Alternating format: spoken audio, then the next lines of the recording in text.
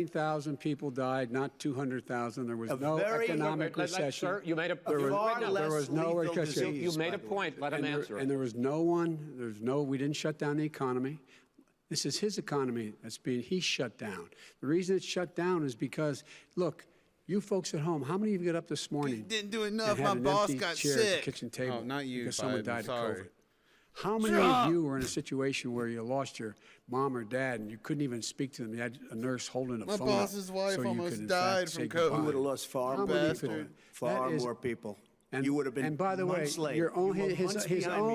CDC director says we could lose as many as another 200,000 people between now and the end of the year. And he held up. He said, if we just wear a mask, we can save half those numbers. Just a mask.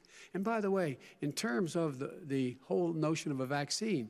We're for a vaccine, but I don't trust him at all, nor do you. I know you don't. What we trust is a scientist. You don't trust Dr. Fauci. Johnson, Pfizer?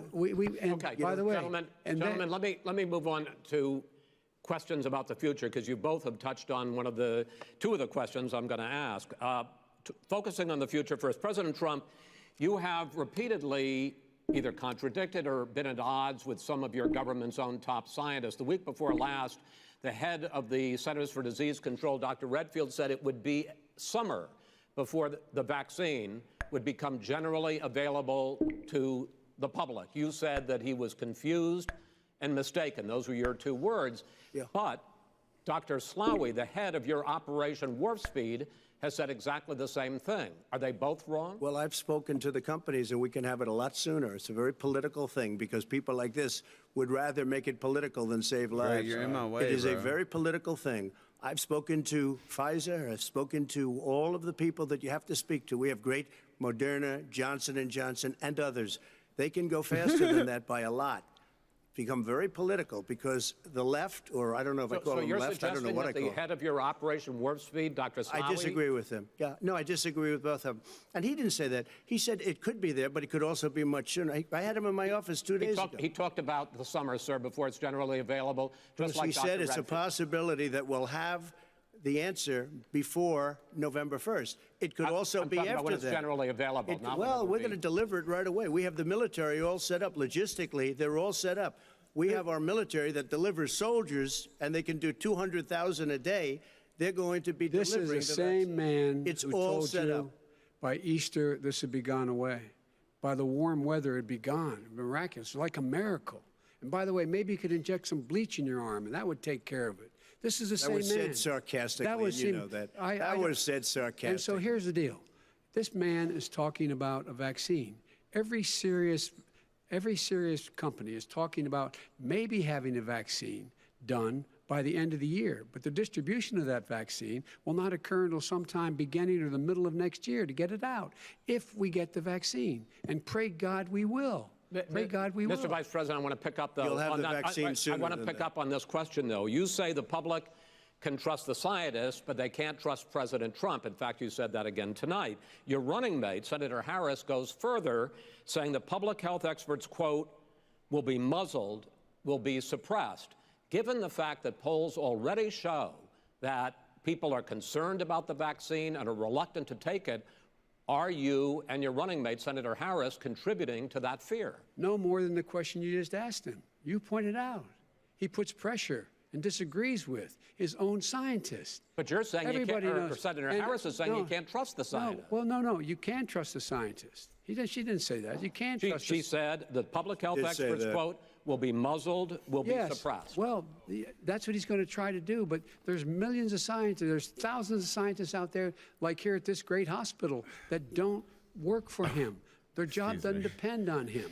That's not, they're the people, and by the way. I spoke to the scientists that are in charge. By the way. They will have the vaccine very soon. Let him finish. Do you believe for a moment what he's telling you in light of all the lies he's told you about the whole issue relating to COVID? He still hasn't even acknowledged that he knew this was happening, knew how dangerous it was going to be back in February, and he didn't even tell you. He's on record as saying it. He panicked or he just looked at the stock market. One of the two, because guess what? A lot of people died, and a lot more are going to die unless he gets a lot smarter, a lot quicker. So, Mr. President? Did you use the word smart? So you said you went to Delaware State, but you forgot the name of your college. You didn't go to Delaware State. You graduated either the lowest or almost the lowest in your class. Don't ever use the word smart with me. Don't ever use that word. Oh, give me a break. Because you know what? There's nothing smart about you, Joe. 47 years you've done nothing. Let's have this debate. And if you would have had, let me just tell you something, Joe. No, if you would have had the charge of what I was put through, I had to close the greatest economy in the history of our country. And by the way, now it's being built again. See, and it's We're going to going get up to the fast. economy in the next segment, sir. Okay. It's going up fast. Okay. When it comes to how the virus has been handled so far, the two of you have taken very different approaches, and this is going to affect how the virus is handled going forward by whichever of you ends up becoming the next president. I want to quickly go through several of those. Reopenings. Vice President Biden, you have been much more reluctant than President Trump about reopening the economy and schools. Why, sir? Because he doesn't have a plan. If I were running, I know what the plan is. You've got to provide these businesses the ability to have the money to be able to reopen with the PPE as well as with the sanitation they need. You have to provide Tell that them to Nancy plastic. Pelosi. Well, he's just shush for a minute. Tell it to Nancy Pelosi. And Schumer, by the Brian way, Chuck. Nancy Pelosi and Schumer, they have a plan. He won't even meet with them. The Republicans won't meet with him in the Senate. And he sits in his golf course. And, well, I mean, literally, think about it. You probably play more than I do, Joe. What about this question of reopenings and the fact... Well, he wants to shut down this country. And I want to keep it open. And we did a great thing by shutting it down. Wait a minute, Joe. Let me shut you down for a second, Joe, just for 1 second. We want to. He wants to shut down the country. We just went through it. We had to because we didn't know anything about the disease. Now we found that elderly people with heart problems and diabetes and different problems are very, very vulnerable. We learned a lot. Young children aren't. Even younger people aren't. We've learned a lot. But he wants to shut it down. More people will be hurt by continuing. If you look at Pennsylvania, if you look at certain states that have been shut down, they have Democrat governors all. One of the reasons they're shut down is because they want to keep it shut down until after the election on November 3rd. I want to move on to another because subject. it's a political subject. But those states are not doing well that are shut down right now. Got to respond to that. President Trump, you have begun to increasingly question the effectiveness of masks as a disease preventer. And in fact, recently you have cited the issue of waiters touching their masks and touching plates. Are you questioning no, I think the masks efficacy are okay. of You have masks? to understand, if you look, I mean, I have a mask right here. I put a mask on, when I think I need it. Tonight, as an example, everybody's had a test, and you've had social distancing and all of the things that you have to. But I wear masks when needed. When needed, I wear masks. Okay, let me ask. I don't wear masks like him. Every time you see him, he's got a mask. He could be speaking 200 feet away from it. He shows up with the biggest mask I've ever seen. I will say this. Vice President Biden, go ahead, sir. Look, the way to open businesses is give them the wherewithal to be able to open. We provided money. The Congress. But I was asking you, sir, about masks. Well, masks make a big difference. His own head of the CDC said if we just wore masks between now, if everybody wore masks in social distance between now and January, we'd probably save up to 100,000 lives. It matters. And they've also said the opposite. They've also said the opposite. No serious person said the opposite. Well, look serious. at Dr. Fauci. Dr. Fauci said the opposite. He did not say the opposite. I want to ask you, we got a little bit more than a minute left in this segment. Masks are not good. Then he changed his mind. He said masks are good. I'm okay with masks. I want to ask you both about one last subject because your different approaches has even affected the way that you have campaigned. President Trump, you're holding large rallies with crowds packed together, thousands of people. Outside. Outside, yes, sir, agreed. Vice President Biden, you are holding much smaller events with... Because nobody will show up. People with... Well, it's true. Nobody shows up to his rallies. All right. In any case, why you holding the big rallies? Why you not? You go first. Because people want to hear what I have to say. I mean, but are you not worried about a great job as a president, and I'll have 35,000 people show up at airports. We use airports. Are you not worried about the disease issues, We have a lot of people. Sir? Well, so far, we have had no problem whatsoever. It's outside. That's a big difference, according to the experts. And we do them outside. We have tremendous crowds, as you see. I mean, and literally on 24 hours' notice. And Joe does the circles and has 3 people someplace. Okay. By the way, did you see one of the last big rallies he had? and a reporter came up to him to ask him a question. He said, no, stand back. Put on your mask. Put on a mask. Have you been tested? I'm way far away from those other people. That's what he said. I can't. I'm going to be okay. He's not worried about you. He's not worried about the people out there breathing in one another. We've had no negative effect. No negative effect. We've had no negative effect, and we've had 35, 40,000 people at these rallies. Just quickly finish up, because I want to move on to our next. Yes, I would. He's been totally irresponsible the way in which he has handled the social distancing and people wearing masks, basically encouraged them not to. All right. He's a fool on this. If you could get the crowds, you would have done the same thing. But you can't. Nobody cares. Gentlemen, can we move on to the economy? Yes. The economy is, I think it's fair to say, recovering faster than expected from the shutdown. Much faster. In the second quarter, the unemployment rate fell to 8.4% last month. The Federal Reserve says the hit to growth, which is going to be there, is not going to be nearly as big as they had expected. President Trump, you say we are in a V-shaped recovery. Vice President Biden, you say it's more of a K-shape. What difference does that mean to the American people in terms of the economy? President Trump, in this segment, you go first. So we built the greatest economy in history. We closed it down because of the China plague. When the plague came in, we closed it down, which was very hard psychologically to do. He didn't think we should close it down, and he was wrong. And again, 2 million people would be dead now instead of still 204,000 people is too much. One person is too much. Should have never happened from China. But what happened is we closed it down, and now we're reopening, and we're doing record business.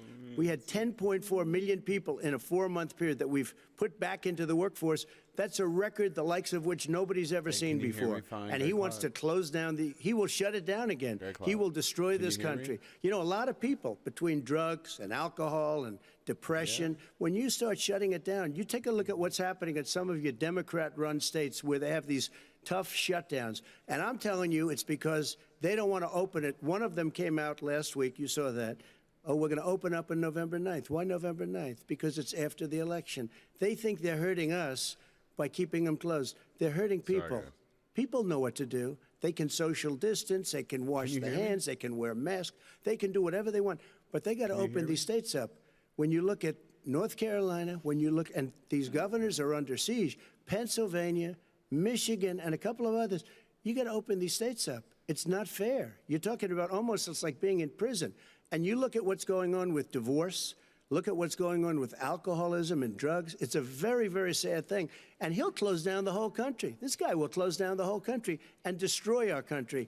Our country is coming back incredibly well, setting records as it does it. We don't need somebody to come in and say, let's shut it down. All right. Your 2 minutes, sir. We're now moved to you. As I said, posing the question, the president says it's a V-shaped recovery. You say it's a K-shaped recovery. What's the difference? The difference is millionaires and billionaires like him in the middle of the COVID crisis have done very well.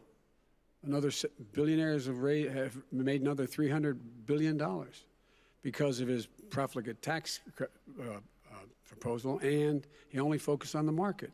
But you folks at home, you folks living in Scranton and Claymont and all the small towns and working class towns in America, how well are you doing?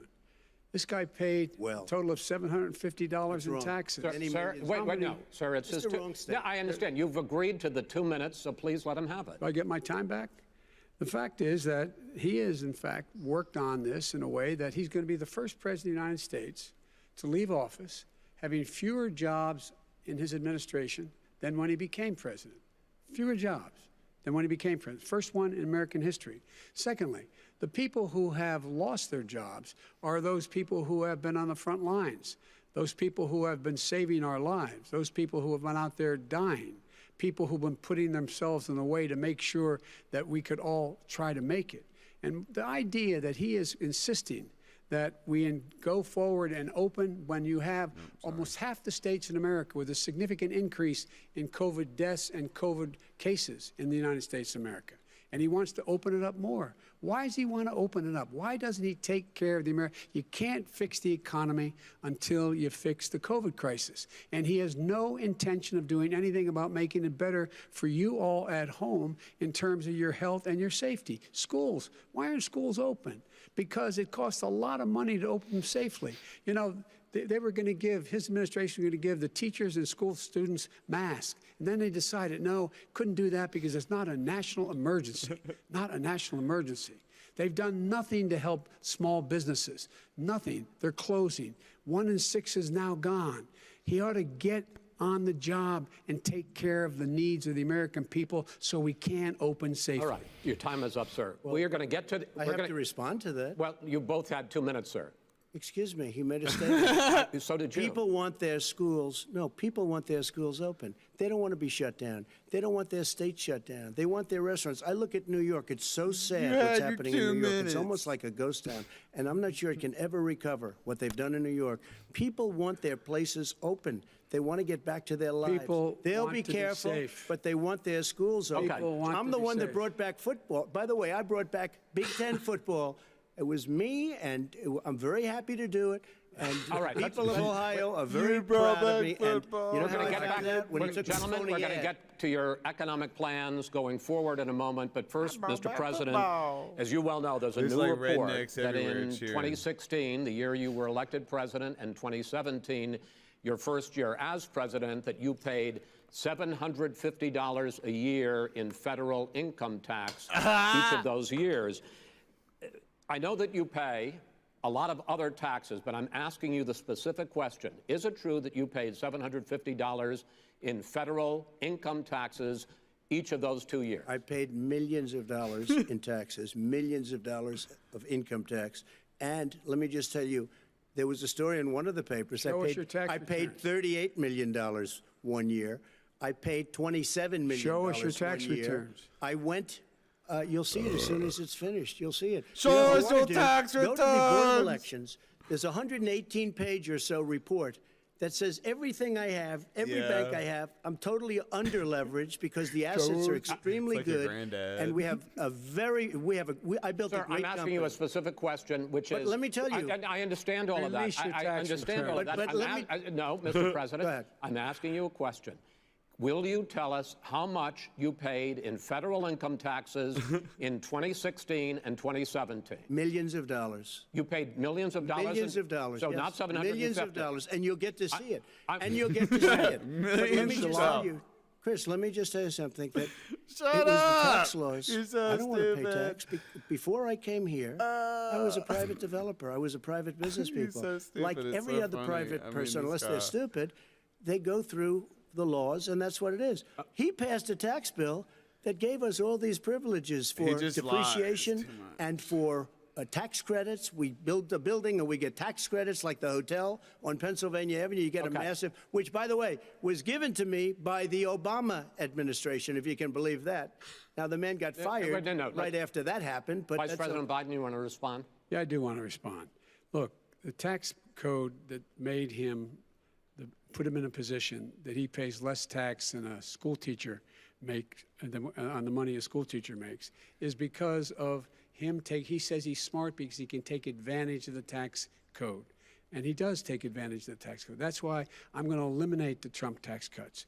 And I'm going to eliminate those tax cuts and make sure that we invest in the people who, in fact, need the help.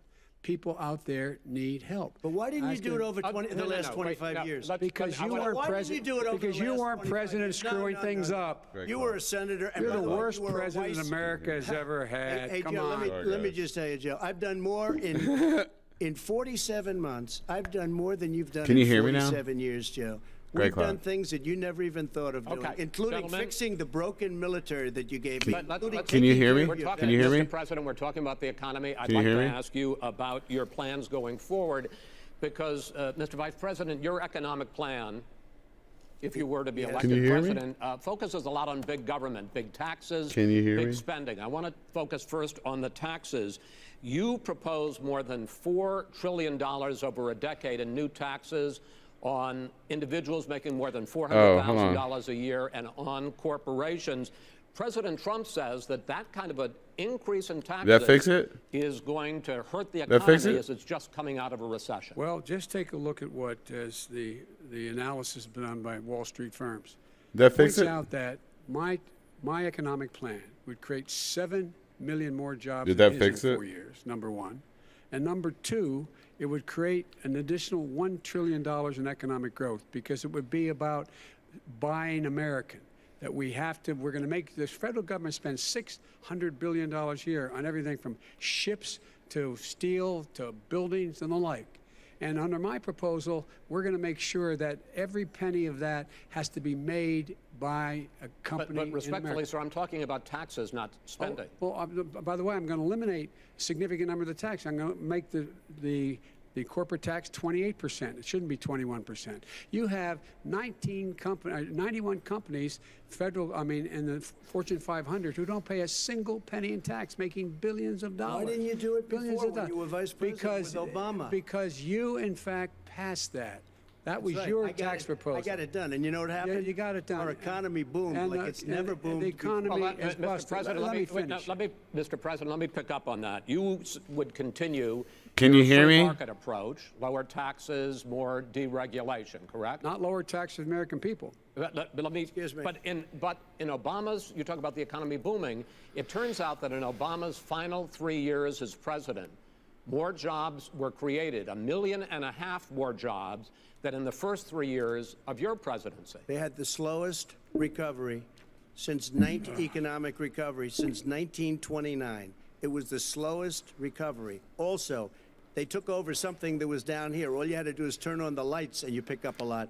But they had the slowest economic recovery since 1929. It was also Let me the tell you about the biggest stock market. economic When the recession stock since market goes up, that 1929. means jobs. It also means 401ks.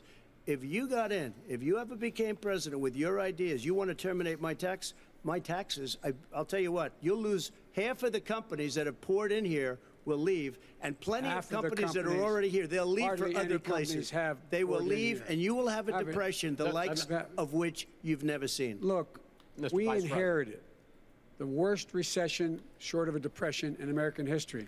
I was asked to bring it back. We were able to have an economic recovery that created the jobs you're talking about. We handed him a booming economy. He blew it. It wasn't he booming. Blew it. He blew it. It wasn't booming. It was the weakest recovery Well, sir, is it since fair to, wait, 19. Sorry.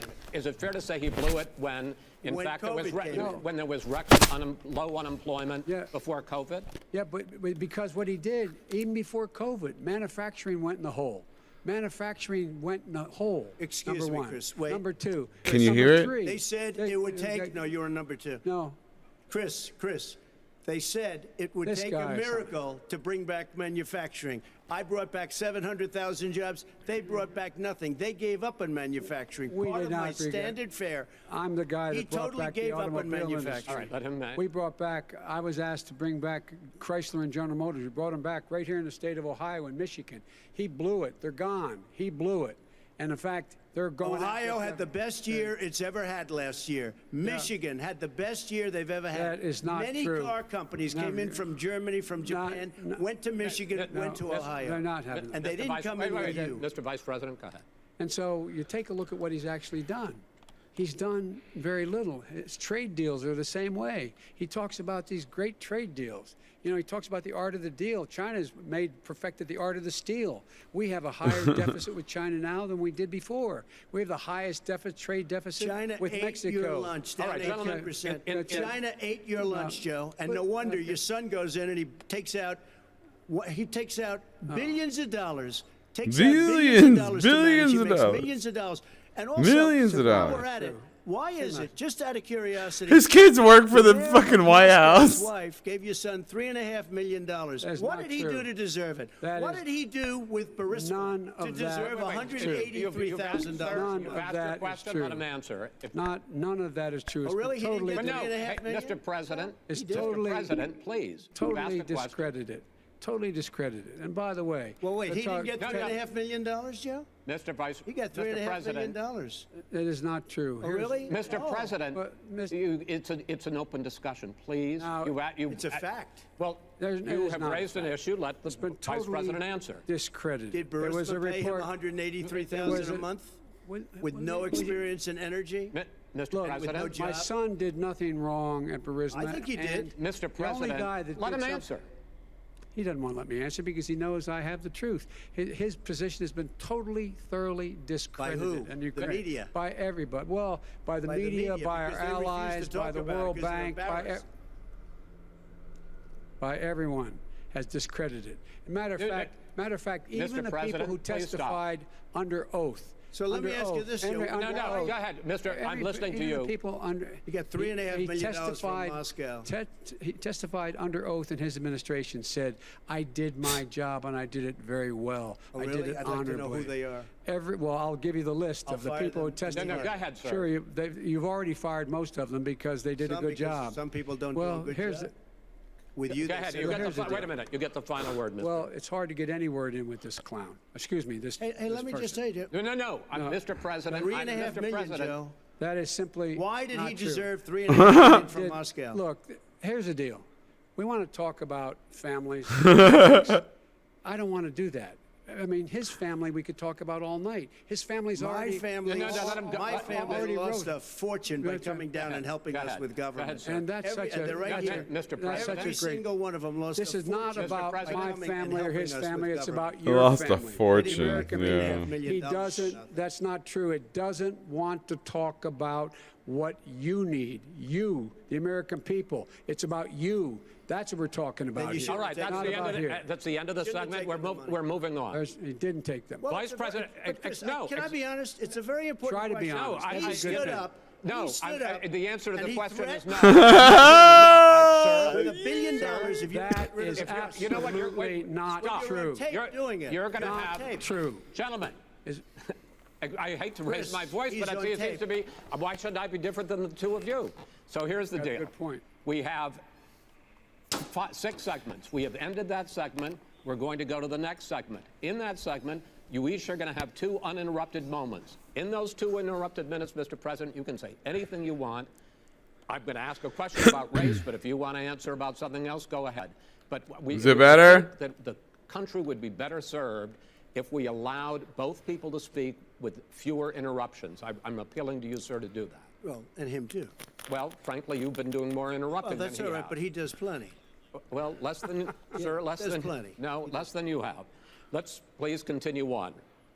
The issue of race. Vice President Biden, you say that President Trump's response to the violence in Charlottesville 3 years ago, when he talked about very fine people on both sides, was what directly led you to launch this run for president. Oh, yeah, sure. President Trump, you have often said that you believe you have done more for black Americans than any president, with the possible exception of Abraham Lincoln. My question for the two of you is, why should voters trust you rather than your opponent to deal with the race issues facing this country over the next 4 years? Vice President Biden, you go first. It's about equity and equality. It's about decency. It's about the Constitution. And we have never walked away from trying to require equity for everyone, equality for the whole of America. But we've never accomplished it. But we've never walked away from it like he has done. It is true. The reason I got in the race is when those people, close your eyes, remember what those people looked like coming out of the fields carrying torches, their veins bulging, just spewing anti-Semitic bile, and accompanied by the Ku Klux Klan. A young woman got killed. And they asked the president what he thought. He said there were very fine people on both sides. No president has ever said anything like that. Finish this. It is who's Now, who second, in it, sir. second point I'd make to you is that when Floyd was killed, when Mr. Floyd was killed, there was a peaceful protest in front of the White House. What did he do? He came out of his bunker, had the military use tear gas on him so he could walk across to a church and hold up a Bible. And then what happened after that? The I was in bishop the of that book. very church said that it was a disgrace. The general who was with him said all he ever wants to do is divide people, not unite people at all. This is a president who has used everything as a dog whistle to try to generate racist hatred, racist division. This is a man who, in fact, you talk about helping African Americans. 1 in 1,000 African Americans has been killed because of the coronavirus. And if he doesn't do something quickly, by the end of the year, 1 in 500 will have been killed. 1 in 500 African Americans. This man is a savior of African Americans. This man cares at all. This man's done virtually nothing. Look, the fact is that you have to look at what he talks about. You have to look at what he did. And what he did has been disastrous for the African American community. So, President Trump, you have 2 minutes. Why should Americans trust you over your opponent to deal with he racism? did a crime bill, 1994, where you call them super predators, African Americans, the super predators, and they've never forgotten it. They've never forgotten it, Joe. No, sir, it's his 2 minutes. So you did that, and they called you a super predator, and I'm letting people out of jail now that you have treated the African American population community, you have treated the black community about as bad as anybody in this country. You did the 1990, and that's why, if you look at the polls, I'm doing better than any Republican has done in a long time, because they saw what you did. You call them super predators, and you've called them worse than that, because you look back at your testimony over the years, you've called them a lot worse than that. As far as the church is concerned, and as far as the generals are concerned, we just got the support of 250 military leaders and generals, total support. Law enforcement, almost every law enforcement in the United States. I have Florida, I have Texas, I have Ohio, I have Portland. The sheriff just came out today and he said, I support President Trump. I don't think you have any law enforcement. You can't even say the word law enforcement, because if you say those words, you're going to lose all of your radical left supporters. And why aren't you saying those words, Joe? Why don't you say the words law enforcement? Because you know what? If they called us in Portland, we would put out that fire in a half an hour, but they won't do it because they're run by radical left Democrats. If you look at Chicago, if you look at any place you want to look, Seattle, they heard we were coming in the following day, and they put up their hands, and we got back Seattle. Minneapolis, we got it back, Joe, because we believe in law and order, but you don't. The top 10 cities and just about the top 40 cities are run by Democrats and in many cases radical left, and they've got you wrapped around their finger, Joe, to a point where you don't want to say anything about law and order. And I'll tell you what, the people of this country want and demand law and order, and you're afraid to even say it. All right. I want to return to the question of race.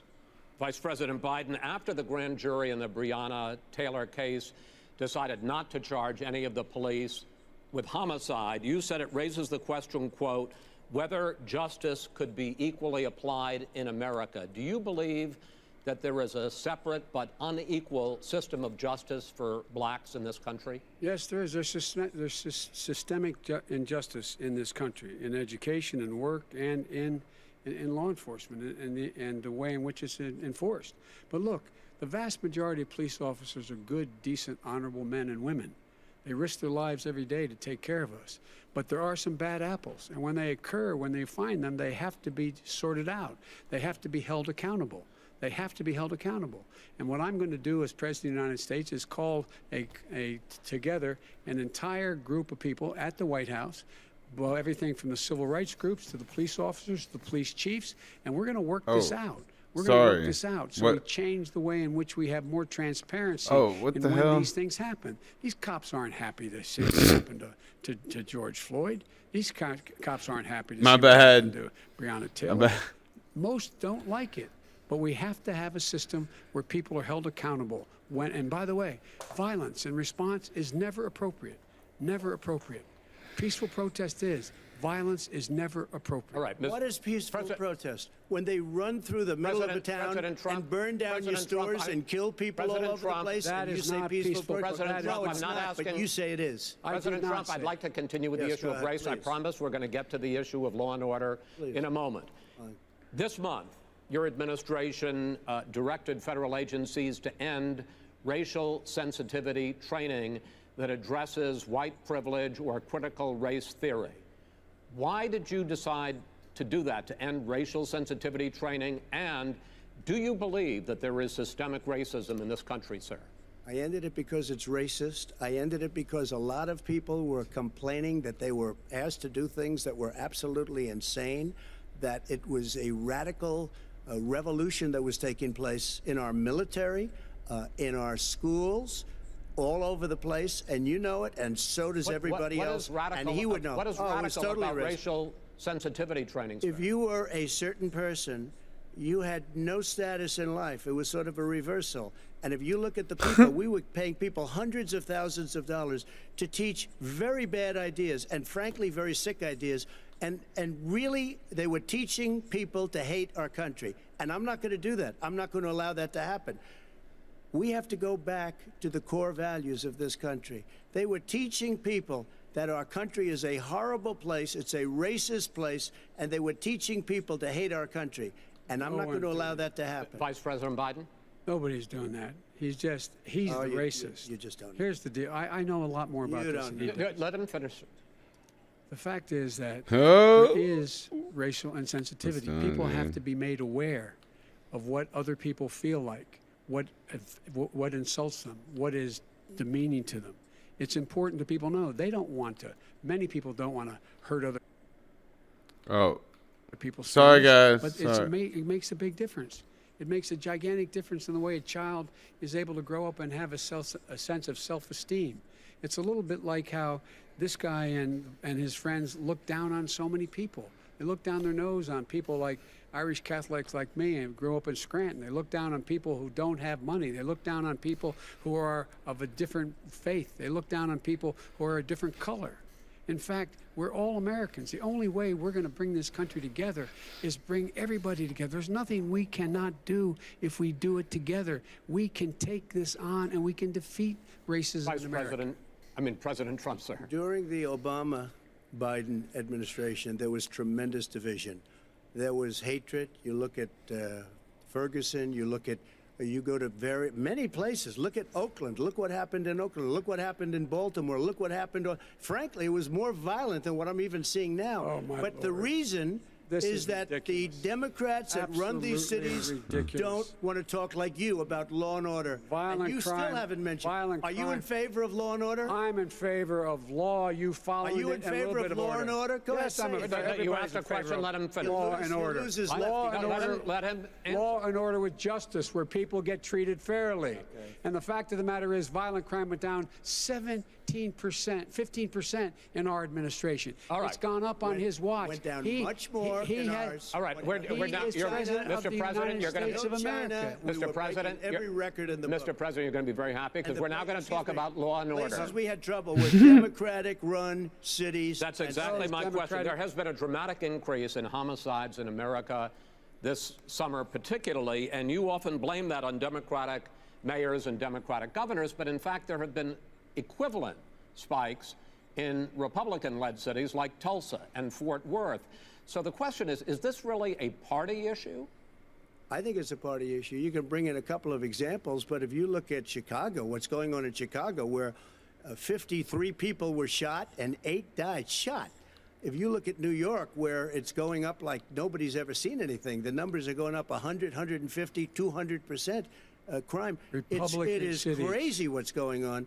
And he doesn't want to say law and order because he can't, because he'll lose his radical left supporters. And once he does that, it's over with. But if he ever got to run this country and they ran it the way he would want to run it, we would have our suburbs would be gone. By the way, our suburbs would be gone, and you would see problems like you've He never would seen. know a suburb unless he took a wrong turn. Oh, I know suburbs. He would not. So much I was better. raised. Go ahead. Wait a minute. I was So much raised in the suburbs. This is not 1950. All these dog whistles on racism don't work anymore. Suburbs are by and large integrated. There's many people today driving their kids to soccer practice and/or to black and white and Hispanic in the same car as there have been any time in the past. What really is a threat to the suburbs and their safety is his failure to deal with COVID. They're dying in the suburbs. His failure to deal with the environment. They're being flooded. They're being burned out because his refusal to do anything. That's why the suburbs are in trouble. I do want to talk about this issue of law and order, though. And in the joint recommendation that came from the Biden-Bernie Sanders task force, you talked about, quote, reimagining policing. First of all, what does reimagining policing mean, and do you support? It means. Let me, if I might finish the question. What does reimagining policing mean, and do you support the Black Lives Matter call for community control of policing? Look, What I support is the police having the opportunity to deal with the problems they face. And I'm totally opposed to defunding the police officers. As a matter of fact, local police, the only one defunding, and his budget calls for a $400 million cut in local law enforcement assistance. They need more assistance. They need, when they show up for a 9/11 call, to have someone with them as a psychologist or psychiatrist to keep them from having to use force and be able to talk people down. We have to have community policing like we had before, where the officers get to know the people in the communities. That's when crime went down. It didn't go up, it went down. And so we have to be engaged. That's not what they're talking about, Chris. That's not what they're talking about. He's talking about defunding the police. That is not true. He doesn't have any law support. Look, he has no law enforcement that's not support. true. Almost that's nothing. Look. Oh, really? Who do you have? Name one group that supports you. Name one group that came out and supported you. Go ahead. Think. We have time. We don't have time to do anything. No, think All right. Name one law enforcement group that came out and I think, supported gentlemen, you. I think I'm going to take back the There moderator's aren't. I don't role, think there are any. and I want to get to another subject, which is the issue of protests in many cities that have turned violent. In Portland, Oregon, especially, we had more than 100 straight days of protests, which I think you would agree. You talk about peaceful protests. Many of those turned into riots. Mr. Vice President, you say that people who commit crimes should be held accountable. The question I have, though, is, as the Democratic nominee, and earlier tonight you said that you are the Democratic Party right now, have you ever called the Democratic mayor of Portland or the Democratic governor of Oregon and said, hey, you got to stop this, bring in the National Guard, do whatever it takes, but you stop the days and months of violence in Portland? I don't hold public office now. I am a former vice president. I've made it clear in my public statements that the violence should be prosecuted. It should be prosecuted, and anyone who commits it. But you've never called for the people, the leader. Excuse me, sir. You have never called for the leaders in Portland and in Oregon to bring in the National Guard and knock off 100 days of riots. They can, in fact, take care of it if he just stay out of the way. Look here. Oh, really? Really? Here's the thing. I sent in the U.S. Marshals to get the killer of the young man in the middle of the street. They shot him, and for 3 days, President Trump, Portland wouldn't do anything. I had to send in the U.S. Marshals. They took care of business. Go ahead, sir. And by the way, you know, his own former spokesperson said, you know, riots and chaos and violence help his cause. That's what this is all about. I don't know who said that. I do. Who? I think Kellyanne Conway. I don't think she said that. She said that. And so here's the here's the point. Go ahead, the point is that that's what he is keeps trying to rile everything up. He doesn't want to calm things down.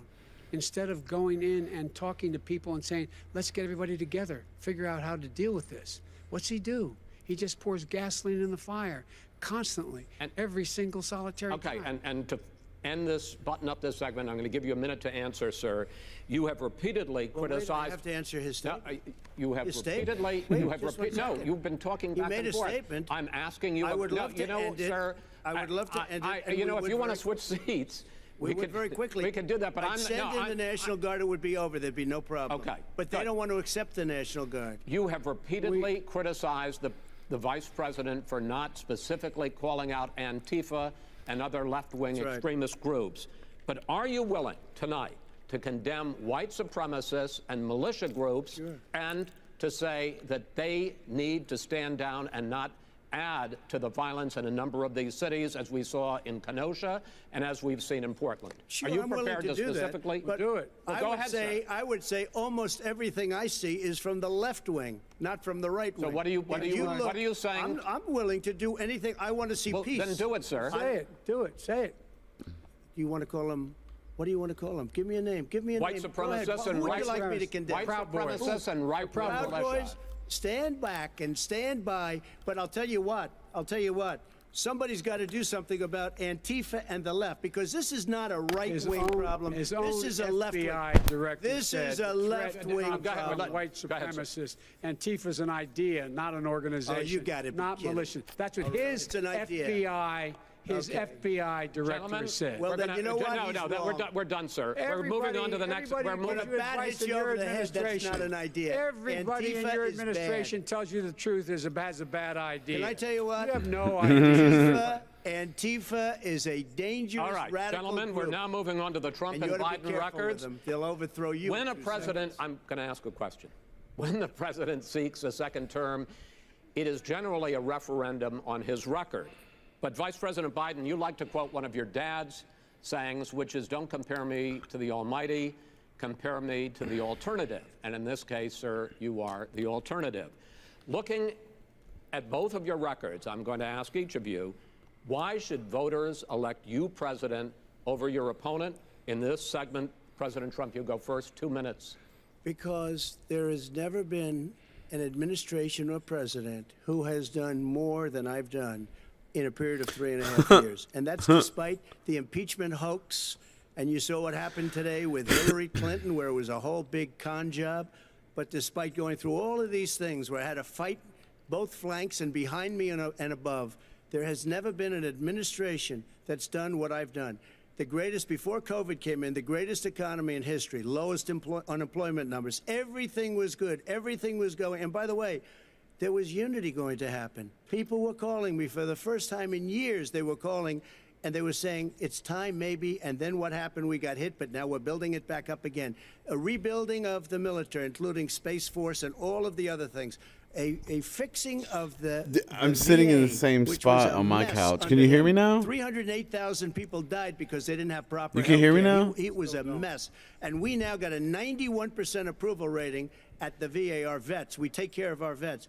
But we've rebuilt our military. The job that we've done, and I'll tell you something, some people say maybe the most important. By the end of the first term, I'll have approximately 300 federal judges and Court of Appeals judges, 300, and hopefully 3 great Supreme Court justices. That is a record, the likes of which very few people, and you know one of the reasons I'll have so many judges? Because President Obama and him left me 128 judges to fill. When you leave office, you don't leave any judges. That's like, you just don't do that. They left 128 openings, and if I were a member of his party, because they have a little different philosophy, I'd say if you left us 128 openings, you can't be a good president, you can't be a good vice president. But I want to thank you because it gives us almost, it'll probably be above that number by the end of this term. 300 judges, it's a record. Looking at both your records, why should voters elect you president as opposed to President Trump? You have 2 minutes uninterrupted. Under this president, we become weaker, sicker, poorer, more divided, and more violent. When I was vice president, we inherited a recession. I was asked to fix it. I did. We left him a booming economy, and he caused a recession. With regard to being weaker, the fact is that I've gone head-to-head with Putin and made it clear to him we're not going to take any of his stuff. He's Putin's puppy. He still refuses to even say anything to Putin about the bounty on the heads of American soldiers. Your son got $3.5 million. That's right. And by the way, my son... Wait a minute. Mr. President, your campaign agreed to both sides would get 2 answers. Well, your side agreed to it, and why don't you observe what your campaign agreed to as a ground rule, okay, sir? He never keeps his word. Can you add back No, I'm not asking. That was a rhetorical question. Can you Go add ahead, back sir. 30 seconds? Yeah, yes, you may have. All right. Go ahead. So, thirdly, we're poor. The billionaires have gotten much more wealthy by a tune of over $300 to $400 billion more just since COVID. You in the home, you got less. You're in more trouble than you were before. In terms of being more violent, when we were in office, there were 15% less violence in America than there is today. He's president of the United States. It's on his watch. And with regard to more divided, the nation can't stay divided. We can't be this way. And speaking of my son, the way you talk about the military, the way you talk about them being losers and being and just being suckers. My son was in Iraq. He spent a year there. He got the Bronze Star. He got the Conspicuous Service Medal. He was not a loser. He was a patriot, and the people left behind there were heroes. Really? And I resent. Are you talking about Hunter? Are you talking about Hunter? I'm talking about my son, Beau Biden. You're talking about. I don't know Beau. I know Hunter. Yeah, Hunter got thrown out of the military. He was thrown out, dishonorably discharged. That's not true. He For wasn't dishonorably cocaine use. And he didn't have a job until you became vice president. Once you None of became that vice is president, true. he made a fortune in Ukraine, in China, in Moscow, That is simply and various not other places. true. He My made son, a fortune. my son, and he didn't have a job. My son, like a lot of people we know at home, had a drug problem. He's overtaken it. He's fixed it. He's worked on it, and I'm proud of him. But why was he proud of given my tens son. of millions All of right. But dollars? he wasn't given All right. tens of He was millions of given dollars. That tens is of totally, millions of that's President Trump, totally President Trump, discredited. we've already been Totally discredited. We've already been through this. I think the American people would rather hear about more substantial So do I. subjects. Well, you know, as the moderator, sir, I'm going to make a I know, but when judgment call somebody here. gets $3.5 million Okay, great. from the Let's mayor talk of about- Moscow, let's That talk is about- not I think true. it's a terrible That thing. report is totally Why did he get it? discredited. I Mitt think, Romney on that committee said it wasn't worth taxpayers' money, that report. It was written for political reasons. you know, I'd like to talk about climate change. So would I. Okay. The forest fires in the West are raging now. They have burned millions of acres. They have displaced hundreds of thousands of people.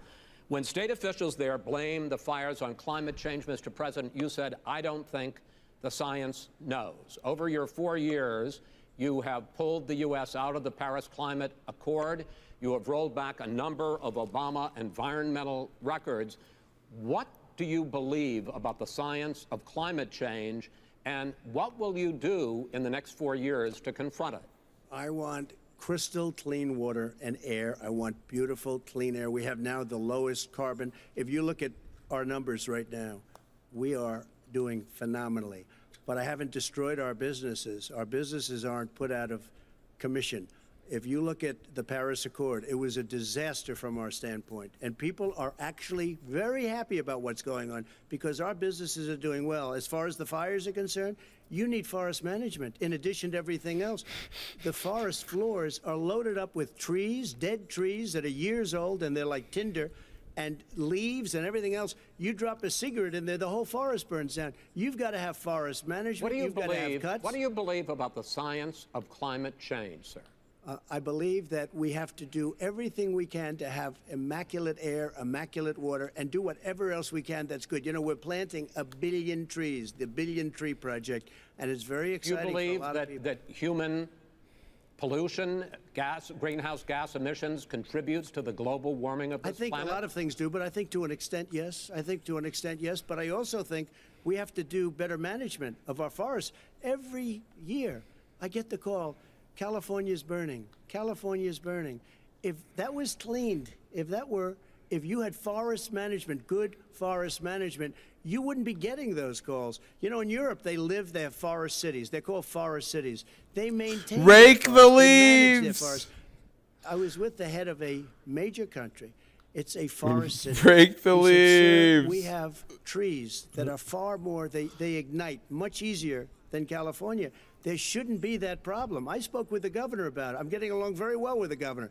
But I said, you know, at some point, you can't every year have hundreds of thousands of acres of land just burned to the ground. But, sir, That's burning down because of a lack of But, management. sir, if you believe in the science of climate change, why have you rolled back the Obama Clean Power Plan, which limited carbon emissions in power plants? Why have you relaxed? Because it was driving energy prices through the sky. Why have you relaxed fuel economy standards that are going to create more pollution from cars Well, and not trucks? really, because what's happening is the car is much less expensive and it's a much safer car, and you're talking about a tiny difference. And then what would happen, because of the cost of the car, you would have at least double and triple the number of cars purchased. We have the old slugs out there that are 10, 12 years old. If you did that, the car would be safer. It would be much cheaper by But in the case of $3,500. California, they've simply No, but you ignored would take a lot of your cars rollback. off the market because people would be able to afford a car. Now, and by the way, we're going to see how that turns out. But a lot You of people get a do that. car! Many people. You get a It's car! so expensive because they You have get a computers all car! over the place for an extra little bit of gasoline. And and I'm okay with electric cars too. I think I'm all for electric cars. I've given big incentives for electric cars. But what they've done in California is just crazy. Vice President Biden, I'd like you to respond to the president's climate change record, but I also want to ask you about a concern. You proposed $2 trillion in green jobs. You talk about new limits, not abolishing, but new limits on fracking, ending the use of fossil fuels to generate electricity by 2035, and zero net emission of greenhouse gases by 2050. The president says a lot of these things would tank the economy and cost millions of jobs. He's absolutely wrong, number one. Number two, if in fact, during our administration, the Recovery Act, I was in charge, able to bring down the cost of renewable energy to cheaper than or as cheap as coal and gas and oil. Nobody's going to build another coal-fired plant in America. No one's going to build another oil-fired plant in America. They're going to move to renewable energy, number one. Number two, we're going to make sure that we are able to take the federal fleet and turn it into a fleet that's run on their electric vehicles. Making sure that we can do that, we're going to put 500,000 charging stations and all of the highways that we're building in the future. We're going to build an economy that, in fact, is going to provide for the ability of us to take 4 million buildings and make sure that they, in fact, are weatherized in a way that, in fact, they'll emit significantly less gas and oil because the heat will not be going out. There's so many things that we can do now to create thousands and thousands of jobs. We can get to net zero in terms of energy production by 2035. Not only not costing people jobs, creating millions of good paying jobs, not $15 an hour, but prevailing wage, by having a new infrastructure that, in fact, is green. And the first thing I will do, I will rejoin the Paris Accord. I will join the Paris Accord because with us out of it, look what's happening. It's all falling apart. And talk about someone who has no relationship with foreign policy. Brazil, the rainforests of Brazil are being torn down, are being ripped down. More carbon is absorbed in that rainforest than every bit of carbon that's emitted in the United States. Instead of doing something about that, I would be gathering up and making sure we had the countries of the world coming up with $20 billion and say, I don't know if you can hear me because nobody ever tells me. Stop tearing Probably down can't. the forest. And if you don't, then you're going to have significant economic consequences. What about the argument that President Trump basically says that you have to balance environmental interests and economic interests, and he's drawn his line? Well, he hadn't drawn a line. He still, for example, he wants to make sure that methane's not a problem. You can now emit more methane without it being a problem. Methane. This is a guy who says that you don't have to have mileage standards for automobiles that exist now. This is a guy who says that, well, the fact that it's all true. And here's the deal. He's talking about the Green New Deal, and it's not $2 billion or $20 billion, as you said. It's $100 trillion. I'm talking about where they want to rip down buildings and rebuild the building. No, it's the dumbest, most ridiculous. Where airplanes are out of business, where two-car systems are out, where they want to take out the cows too. That's not true either, right? This is a $100 trillion. Look, that's more money than our country could make in 100 years if we're not going. The case. All right, let me because I actually wait a minute, sir. I actually have studied your plan, and it includes upgrading 4 million buildings, weatherizing 2 million homes over 4 years, building 1.5 million energy-efficient homes. So the question becomes, the president is saying, I think some people who support the president would say that sounds like it's going to cost a lot of money and hurt the economy. What it's going to do is going to create thousands and millions of jobs, good-paying jobs. But let him finish, sir. He doesn't know how to do that. It's going to create millions of good-paying jobs, and these tax incentives for people to weatherize, which he wants to get rid of. It's going to make the economy much safer. Look how much we're paying now to deal with the hurricanes. By the way, he has an answer for hurricanes. He said maybe we should drop a nuclear weapon on them. They may. I never said that. That's what he did say. You made it up. And here's the deal. You make up. We are going to be in a position where we can create hard, good jobs by making sure the environment is clean and we all are in better shape. We spend billions of dollars now, on floods, hurricanes, rising seas. We're in real trouble. Look what's happened just in the Midwest with these storms that come through and wipe out entire sections and counties in Iowa. They didn't happen before. They're because of global warming. We make up 15% of the world's problem. We, in fact, but the rest of the world, we've got to get them to come along. That's why we have to get back into the Paris Accord. All right, gentlemen. Wait a minute, Chris. So why didn't he do it for 47 years? You were vice president. Why didn't you get the world? China sends up real dirt into the air. Russia does. India does. They all do. We're supposed to be good. And by the way, he made a couple of statements. The Green New Deal is $100 trillion. That is not not 20 my billion. plan. That's the Green well, New you want to Deal rebuild every is building. not my plan. You want to rebuild every. If he knew anything about, if he knew anything He made a about, statement about the military. He said I said something about the military. He and his friends made it up, and then they went with it. I never said it. Okay. That is what not he true. did Sir, is he you're done in said this segment. he called Mr. the Vice- military Mr. Vice- stupid bastards. I and he did said not it on say tape. that. He said Mr. stupid bastards. He Sir, said it. stop. I would never I say would that play to it. the military. Play it. Go ahead.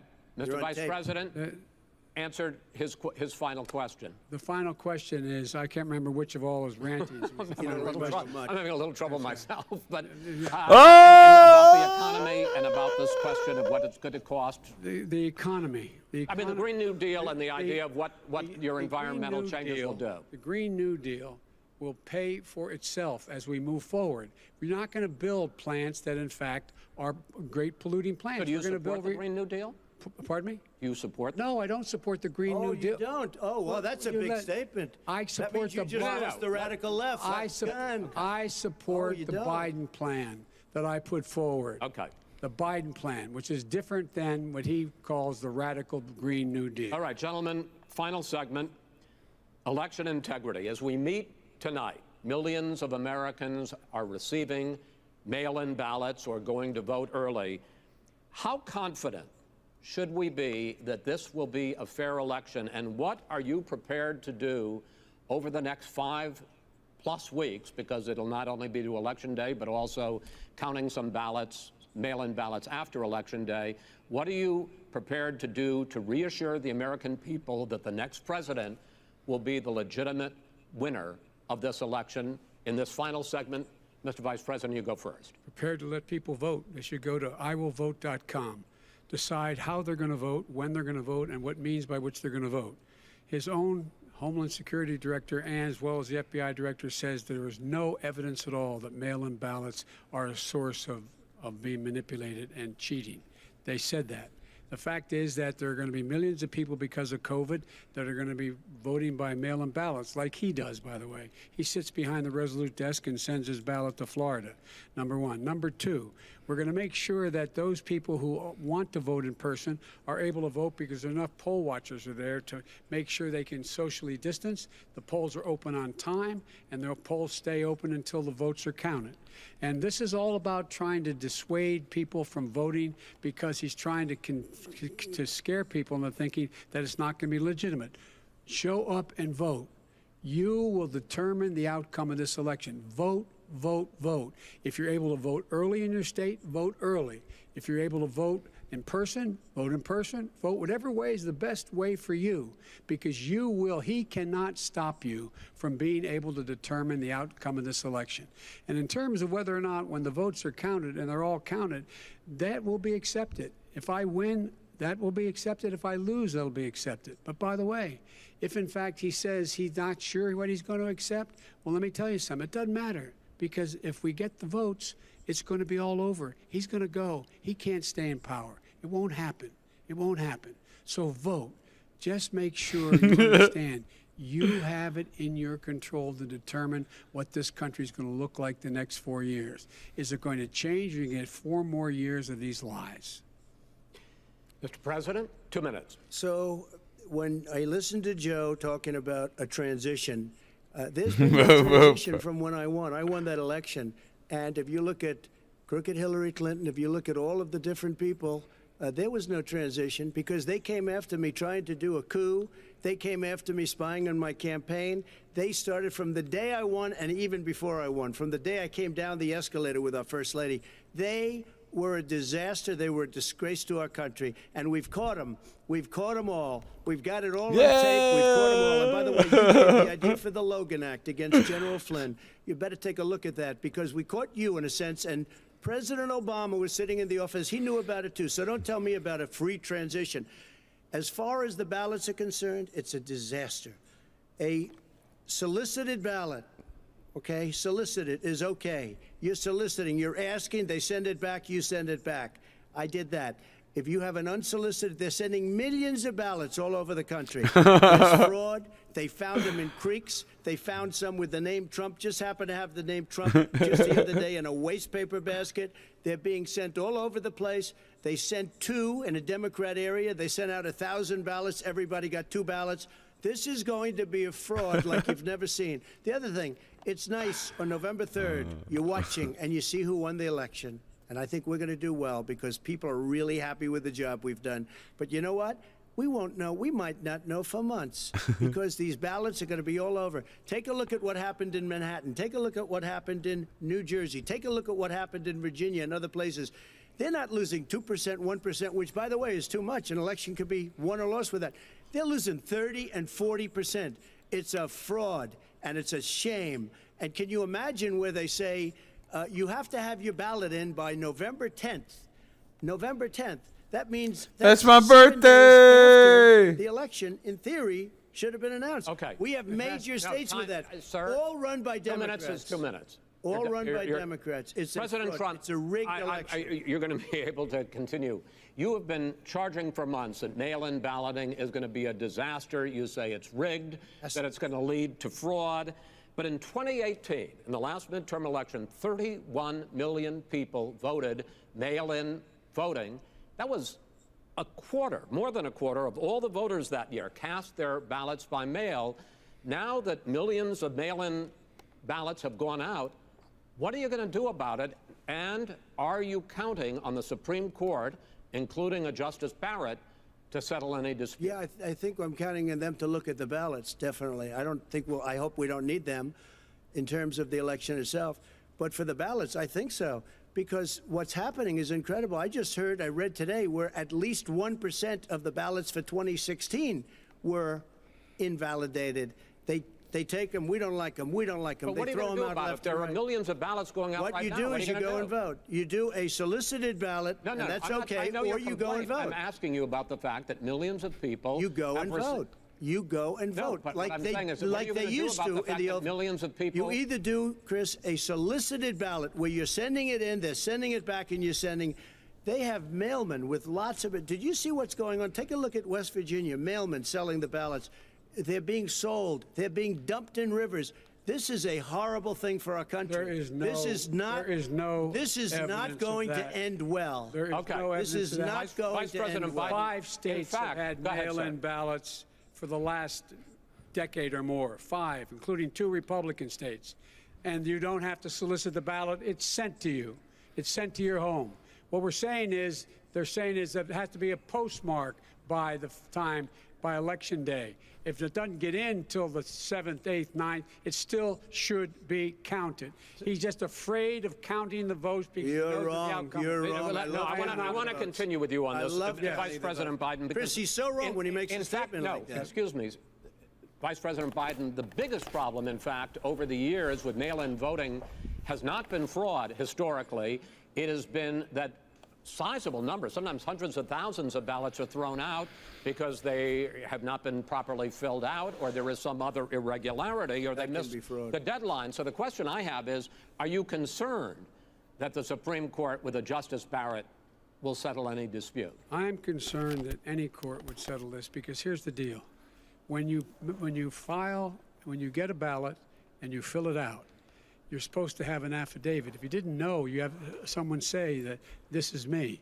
You should be able to, if in fact you can verify that's you before the ballot is thrown out, that's sufficient to be able to count the ballot because someone made a mistake and not dotting the correct I. Who they voted for, testify, say who they voted for, say it's you, that is totally legitimate. All right. Excuse me, Chris, when you I have have a final- 80 I- million I ballots have a final sent in question. and swamping the system, you know it can't be done. You know it can't, and already All there's right, been so now- fraud. Mail service deception. delivers Wait a minute, gentlemen, in the 185 final million question pieces of is, mail a day. million in 8 ballots. states, we can keep talking. In 8 it's a states, disgrace. election workers are prohibited, currently by law, 8 states, from even beginning to process ballots, even take them out of the envelopes and Yes. flatten them until Election Day. That means that it's likely, because there's going to be a huge increase in mail-in balloting, that we are not going to know on election night who the winner is, that it could be days, it could be weeks. Could be months. Until we find out who the new president is. So first for you, sir, finally for the vice president, I hope neither of you will interrupt the other. Will you urge your supporters to stay calm during this extended period, not to engage in any civil unrest? And will you pledge tonight that you will not declare victory until the election has been independently certified? President Trump, you go first. I'm urging my supporters to go into the polls and watch very carefully, because that's what has to happen. I am urging them to do it. As you know, today there was a big problem. In Philadelphia, they went in to watch. They were called poll watchers, a very safe, very nice thing. They were thrown out. They weren't allowed to watch. You know why? Because bad things happen in Philadelphia, bad things. And I am urging my people. I hope it's going to be a fair election. If it's a fair election, I am 100% on board. But if I see tens of thousands of ballots being manipulated, I can't go along with that. And I'll tell you what, does that from mean, a common sense, does that mean you're going to tell your people to take to the street? It means you have a fraudulent election. You're sending out 80 million ballots. They're not equipped to. These people aren't equipped to handle it. Number one. Number two, they cheat. They cheat. Hey, they found ballots in a waste paper basket 3 days ago, and they all had the name military ballots. They were military. They all had the name Trump on them. Vice President you think Biden, that's good? Vice President Biden, final question for you. Will you urge your supporters to stay calm while the vote is counted, and will you pledge not to declare victory until the election is independently certified? Yes, and here's the deal. We count the ballots, as you pointed out. Some of these ballots in some states can't even be opened until Election Day. And if there's thousands of ballots, it's going to take time to do it. And by the way, our military, they've been voting by ballots since the end of the Civil War, in effect. And that's what's going to happen. Why was it not? Why is it for them somehow not fraudulent? It's the same process. It's honest. No one has established at all that there is fraud related to mail-in ballots, that somehow it's a fraudulent process. It's already been established.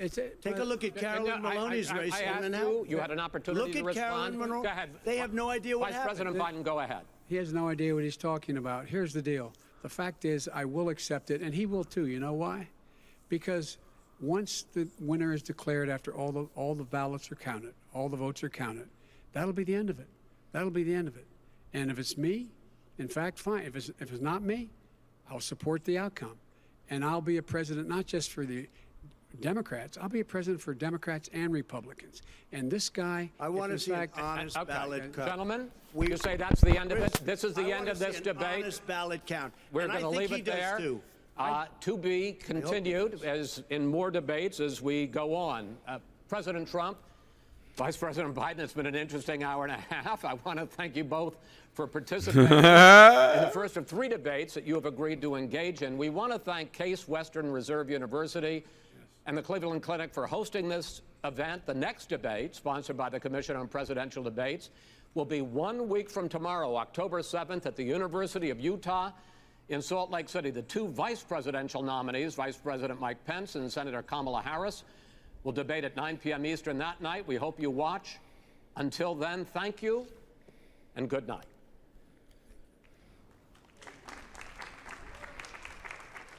And that concludes PBS's coverage of this first presidential debate of the 2020 election cycle. Welcome back to the PBS NewsHour's special coverage. I'm Judy Woodruff at our studio in Washington, D.C. I have to say, I've never seen a debate like this one. It was more of a brawl at times than it was a debate. The president repeatedly was asked by the moderator, Chris Wallace, not to interrupt. There were tough words exchanged. The president accused Joe Biden of being radical left, of being not smart, someone who's trying to steal the election. We heard Joe Biden say he's the worst president the country's ever had. And at one point early in the debate said, "Shut up, man." I think it's fair to say we broke new ground with presidential debates. Joining me now to look at a little of what was said tonight, the NewsHour's Yamiche Alcindor and Lisa Desjardins. Let's turn to you, Yamiche, first. The president was determined to have his say tonight, wasn't he? That's right, Judy. This was an all-out dogfight, a brawl. It was fierce. It was personal. The president said that Joe Biden could not have handled the coronavirus pandemic. He said that he wasn't smart. He also went after him and accused him of being a socialist. And then he was on the defense as Joe Biden called him a clown, a racist, a liar, saying he was the worst president in the United States. President Trump also, and it's a moment to remember, he was asked several times, will you denounce white supremacists? He said, quote, Proud Boys, stand back and stand by. I also want to do a quick fact check, Judy, because that was a remarkable moment. But there was another remarkable moment, and it was when Chris Wallace posed the question multiple times to President Trump, how much taxes have you paid? We should pull up that graphic now on President Trump's taxes. He paid, according to the New York Times, $750 in federal income taxes in 2016 and $750 in 2017. He did not pay income taxes 10 out of the 15 years beginning in 2000 due to losses. President Trump pushed back on that report. He said he's paid millions of taxes. He said some years he's paid as much as $38 million. But just like in 2016, he said he can't release his tax returns because he is under audit. Joe Biden released his tax returns along with Kamala Harris today. So Joe Biden said it's time to release your taxes. The president wouldn't do that. And we heard Joe Biden and the moderator say, when are we going to see your taxes? And the president did not answer, as he has not previously. Lisa, in terms of Joe Biden, he was, as we said, interrupted a lot, but he gave as good as he got at points. He did. First, I almost feel like I have to take a deep breath and just say, I hope everybody out there is okay. That was quite an experience we had. There's a lot to unpack. And when we talk about Joe Biden, one argument he made was he said that violent crime went down under his and President Obama's administration more than with President Trump. Let's look at a graphic about what we know about that. Biden quoted a statistic. He said it went down 17 to 15%. That's true. The FBI crime statistics show that the violent crime rate, so the rate per capita, did go down 16% under President Barack Obama. Now, Biden also said that murder rates have gone up, and in fact, he said everything has gone up in terms of violent crime under President Trump. That we do not yet know. In fact, the FBI statistics show that the rate of violent crime dipped in 2017 and 2018 under President Trump. We do not yet have statistics, Judy, for 2019. There is some data that shows, especially in cities, some murder rates have gone up and violent crime has gone up in the last year, but the FBI has not compiled those statistics yet. So it's really extrapolating what some people see in general, and it's not yet known. Just quickly to you and Yamiche, in terms of COVID, the president's handling of COVID, we heard a lot of criticism from Joe Biden about the number of Americans who've died. Yamiche, is the president saying anything? What did you hear tonight contrasted with what the president has said on COVID? The president really was saying what he's always said on COVID, which is that he did the best that he could do. He talked about the fact that he banned travel from China. What he did, of course, was not ban complete travel from China. There were Americans that were coming in from China, Europeans that were coming in from China at one point. So the president was saying that he really is trying to make sure also that this vaccine is going to be out in the hands of Americans as soon as possible. Health officials say his timeline seems to be quicker than they can imagine. The other thing to note is that the president really talked about the fact that the United States is doing a good job in the coronavirus. I don't think we have the graphic up right now, but what I will say is that the United States is doing poorly when you look at modernized, industrialized nations. When you compare it to Germany, the European Union, other countries, you see that our deaths and our infections are higher than those other countries that we compare ourselves to. So the president was not right in trying to say that the United States is handling the coronavirus well. And Lisa, just quickly, Joe Biden was challenged by the president to explain why he